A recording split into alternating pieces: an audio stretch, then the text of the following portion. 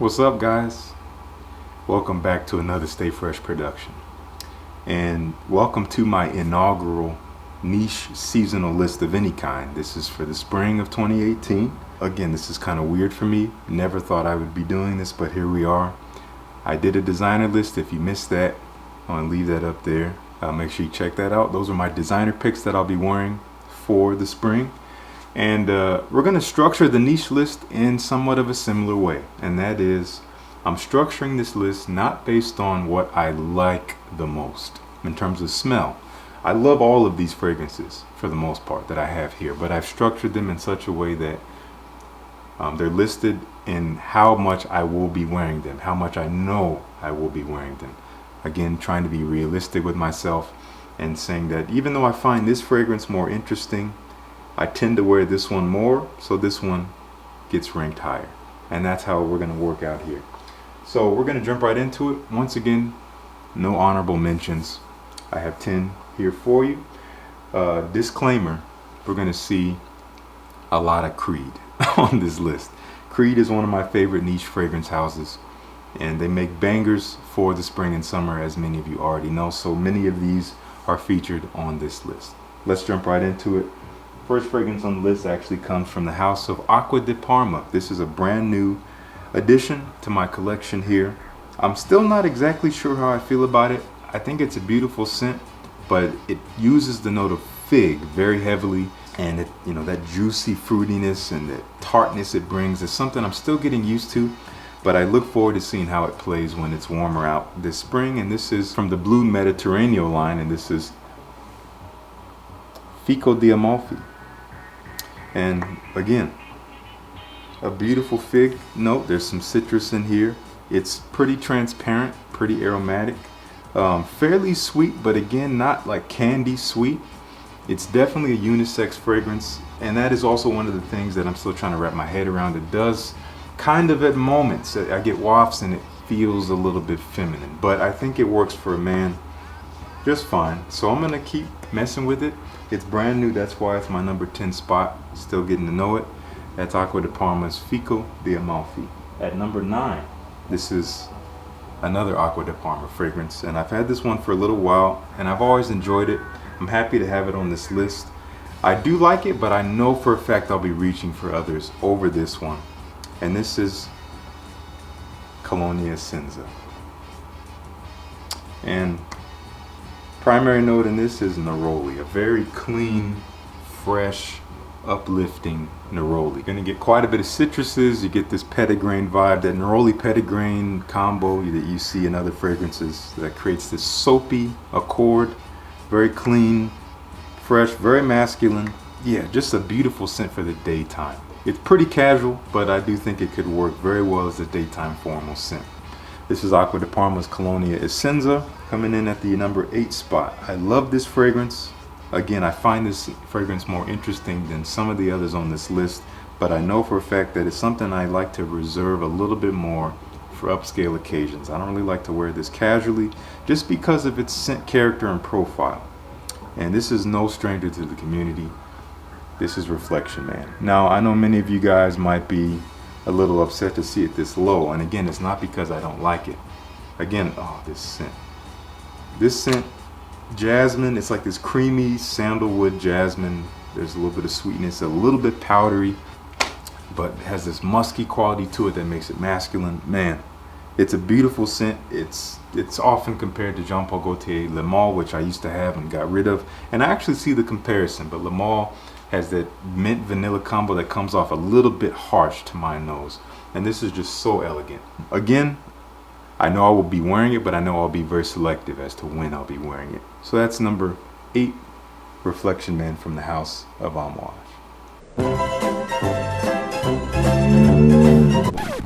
We're not going to do that again. Coming in at number 7, this is a fairly new fragrance. I do have a review on this, which I will link up top as soon as I reveal the fragrance. This is from an up-and-coming niche house. They just got off the ground, back in the fall, I want to say. And I've been in contact with the perfumer and the owner of the company. His name is Christian. Very, very generous guy. Nothing completely groundbreaking, but the highest quality in terms of ingredients fantastic performance, and the presentation of these things is gorgeous. This is from the house of Argos, and this is Argos pour Homme. This is one of his 2 fragrances that he has right now. He has one for women called Parfum. I'm not going to go into this too much because I do have a review on it, which I will link up there. Beautiful men's citrus aromatic scent. Has some other subtle nuances to it that kind of make it stand out, but just a very natural scent. I really enjoy it. It's so easy to wear, especially in the daytime. Just gonna head out, run some errands, throw this on, don't even think about it. I love this stuff. Argos pour Homme coming in at number 7.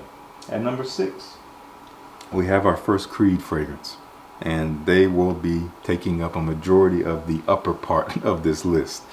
This is one of my favorites. Again, something I find more interesting than some of the others, but it is something that I once again tend to reserve for more special occasions. I don't wear this all the time, just super casually. And this is something I've talked about before and I've reviewed. This is Creed's Vetiver Geranium. I'll link my review up here. Oh my goodness. Interesting combo of notes. You have apple and cinnamon, and obviously geranium is a major accord in this. You have some vetiver, obviously. You get a nice musk and patchouli in the base. There's even some amber. I think it adds a little bit of warmth to the dry down of this. This is just a beautifully elegant scent. It's marketed for men, but I do find it fairly unisex. But, oh man, this, you put on a suit, especially in the daytime, I think this is when this thing shines. Vetiver Geranium coming in at number 6. Number 5.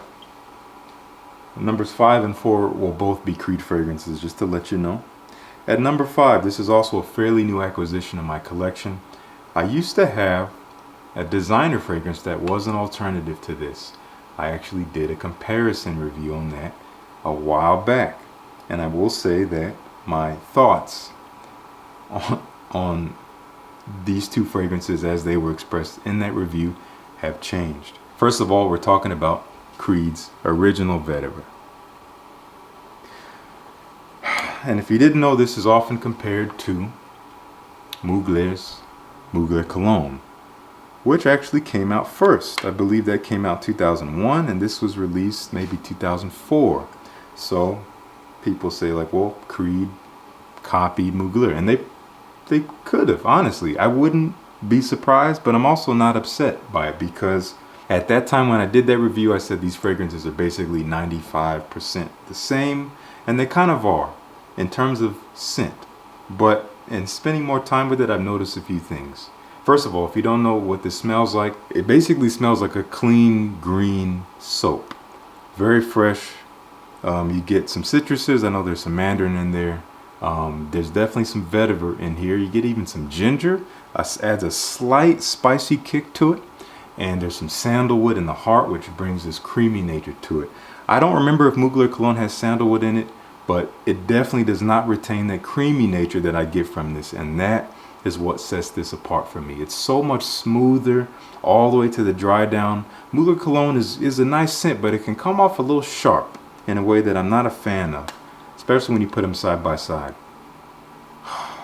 Just smooth, clean, green soap, a little bit creamy, and the performance on this is much better on my skin than a Mugler Cologne. And I think in my video I may have said otherwise. I may have said that they're the same, but in actually wearing this one from the bottle, getting a full spray, because I had a decant which didn't give me the full effect, I've noticed that this performs much better. I get a good 7-8 hours out of this. Love this stuff. I'll be wearing it quite a bit for casual situations. This is Creed's original vetiver. Number 4, this is a spring staple. You'll see this in every reviewer's list when it comes to spring niche fragrances, if they own it. Not as high up as I've seen it in other reviewers' lists, but here I feel like it's still in a good spot, and I will be wearing it for a lot of occasions. And this is Creed's Green Irish Tweed. Now you might be used to seeing the black bottle, which is the 125 milliliter. This is the 75, which comes in this clear with this little kind of like suede patch on it that has the actual name of the fragrance and whatnot. It's really, really classy. Oh man, lemon verbena. You get a little bit of citrus. Iris is in this ambergris in the base, a little bit musky. It's been around for over 30 years. It's still being sold, and there's a reason for that. I don't need to say much more about this. If you haven't checked it out, please get a sample. Cool water, Armagh Tré Nuit, they don't come close. I'm sorry. That's how I feel. Green Irish Tweed is where it's at. Number 3. I also do have a review of this, which I did not too long ago. I'm loving this stuff the more I'm wearing it. It's so easy to throw on. And this was the introduction for me to this particular house. I hope to smell others from the house. Without saying too much more, this is Roger Dove's Elysium. Brand new release from last year. This is the Parfum Cologne concentration, which is such an interesting concentration for me. I'm not going to go into the details. If you want to know more, please check out the review right there. All I'll say, there's so many notes to this. There's a lot of complexity to it. You have this kind of citrus aromatic green nature to it, but you also have this kind of underlying, I almost want to say gourmand nature to it. It doesn't smell like a gourmand fragrance, but I believe there's these heavier, sweeter notes, maybe like amber, maybe even vanilla. And juniper berry is a pretty big player in this as well. Just some fruity notes, just really a gorgeous complex, but comes off as just high quality simplicity to my nose. But if you really pay attention to it as it plays on the skin, as it dries down, it's a very interesting scent journey from start to finish. So easy to wear, shines when it's warm out. I'll be wearing this quite a bit. That's Roger Dove's Elysium at number 3. At number 2, not going to say much here. We can just call it the king. This is Creed's Aventus. And this was a hard one to place, because if you didn't see my video of fragrances that I wore the most for 2017, this topped the list by far. And there's a reason for that, because I love it and it's so easy to wear for any occasion all year. So I had to be real with myself. I will be wearing this a lot. But my number 1 is pretty new to my collection. I'll be wearing that probably just as much. At least I'm going to try.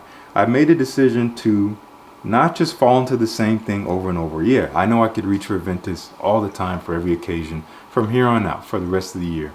But I want to make an effort to reach for this other one as much as I can, if not just as much at the very least as Creed's Aventus. So they could have been tied, but didn't want to do a tie. Placing this on number 2 because you've seen it before.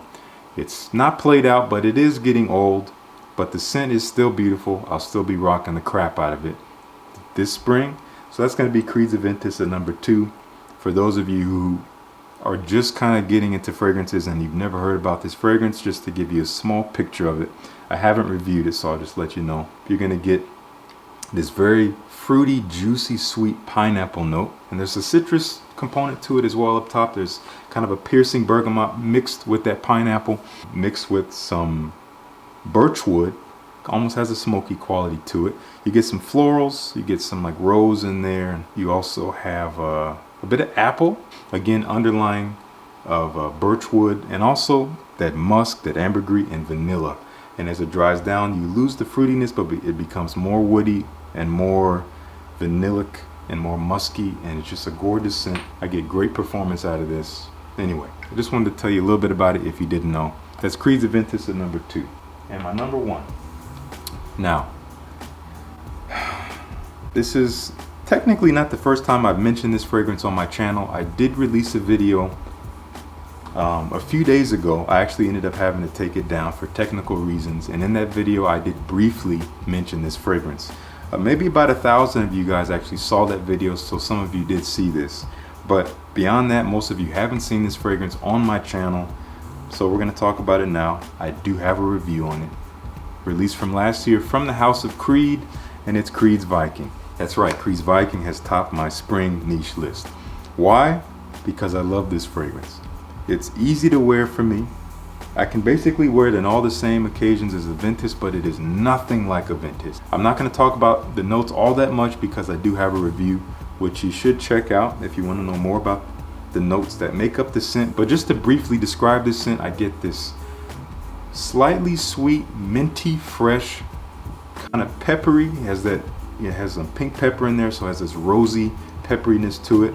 You do get some citruses that kind of give it some zing up top, but as it dries down, there's lavender actually in the base, which is not something you see a lot of, so it retains this freshness all the way throughout. You get some sandalwood in the base, so it really brings this kind of creamy freshness to it.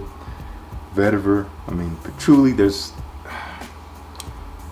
I don't know. It's been getting a ton of hate. If you go in Fragrantica, it's going to look like one of the worst fragrances ever. People are saying it has terrible performance. People are saying that it doesn't have any sillage, that it's nothing new. It's nothing completely new. It gets compared to the traditional Old Spice, and it kind of comes off as this kind of old school, almost barbershop-y style fragrance that you might have smelled back in the 70s and 80s. But there's something modern about it that I really, really love. I love this fragrance. I've loved it since I first smelled it. I knew I wanted to get a bottle. I never thought I would, but I ended up finding this pretty cheap from another reviewer here on YouTube by the name of Dollars and Cents. My boy Israel, what's up, man? Thank you again for selling this to me for such a great price. I'm so happy to have it. I'll be wearing it a lot. I think it functions very well as a spring scent because it doesn't have too much heaviness to it. It has a freshness to it.